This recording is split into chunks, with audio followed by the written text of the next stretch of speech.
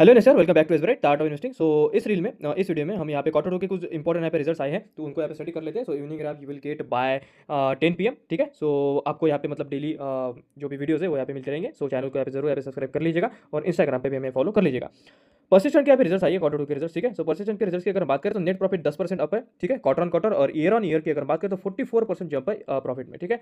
और रेवेन्यू की अगर बात करें तो 7.4% यहाँ पे बढ़ा है। और ईयर ऑन ईयर इसमें 23% की ग्रोथ यहाँ पे हुई है। EBITDA 12.6% बढ़ा है क्वार्टर ऑन क्वार्टर। मार्जिन भी यहाँ पे अच्छे खासे इंप्रूव हो गए, ठीक है। 16% के यहाँ पे मार्जिन अभी है। उसके बाद डॉलर का जो रेवेन्यू है, ठीक है, वो यहाँ पे 3.3% अप है क्वार्टर ऑन क्वार्टर। और जो कांस्टेंट करेंसी रेवेन्यू की ग्रोथ है वो 4.4% है। मतलब मार्केट के एस्टिमेशन को भी इसने यहाँ पे बीट किया है।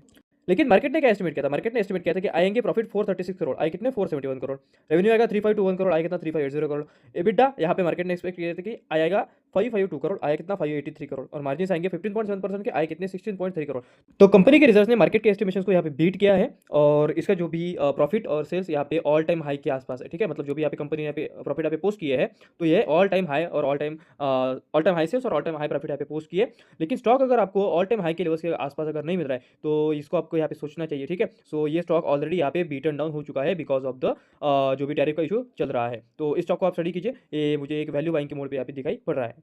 आयरडा के रिजल्ट्स आए, प्रॉफिट 41.4% अप है ईयर ऑन ईयर। और क्वार्टर ऑन क्वार्टर 122% यहाँ पे अप है, ठीक है। मतलब डबल हो गए यहाँ पे प्रॉफिट। रेवेन्यू की अगर बात करें तो ईयर ऑन ईयर यहाँ पे 26.2% की यहाँ पे ग्रोथ है। क्वार्टर ऑन क्वार्टर 6% यहाँ पे रेवेन्यू ग्रो हुई है। ग्रॉस एनपी की अगर बात करें अभी आया 3.97%, जो कि पिछले क्वार्टर में था 4.13% और पिछले ईयर में था 2.19%, ठीक है। मतलब पिछले ईयर के मुकाबले इसमें अभी भी यहाँ पे ग्रोथ मतलब दिखाई पड़ रही है, जो कि एक निगेटिव साइन है। नेट एनपी की अगर बात करें तो 1.97% अभी आया है। क्वार्टर ऑन क्वार्टर था 2.06% और ईयर ऑन ईयर था 1.04%। तो ईयर ऑन ईयर यहाँ पे मुझे बढ़ोतरी पे दिखाई पड़ रही है, ठीक है। नेट इंटरेस्ट इनकम की अगर बात करें तो ये यहाँ पे 49.5% यहाँ पे अप है। ऑपरेटिंग प्रॉफिट भी यहाँ पे 55% ईयर ऑन ईयर अप है, ठीक है। तो रिजल्ट यहाँ पे अच्छे हैं। ऑल टाइम हाई सेल्स और all time high profit company ने यहाँ पे पोस्ट किए। मार्जिन की अगर बात करें तो अभी आए 34%, जो कि पिछले क्वार्टर में थे 16% के और पिछले ईयर थे 29% के। तो अच्छे नंबर है आयरडा के। स्टॉक की चार्ट की अगर हम बात करें तो आज यहाँ पे हेवी क्वांटिटी में यहाँ पे बाइंग हुई है। आरएसआई भी यहाँ पे स्ट्रॉन्ग होता मुझे दिखाई पड़ रहा है और आज 3% तक आरएडा यहाँ पे अप था। तो ऑल टाइम हाई से ऑल टाइम हाई प्रॉफिट करने के बाद भी स्टॉक अगर ऑल टाइम हाई के लेवल्स के आसपास नहीं है तो ये भी एक वैल्यू बाइंग मोड समझा जा सकता है।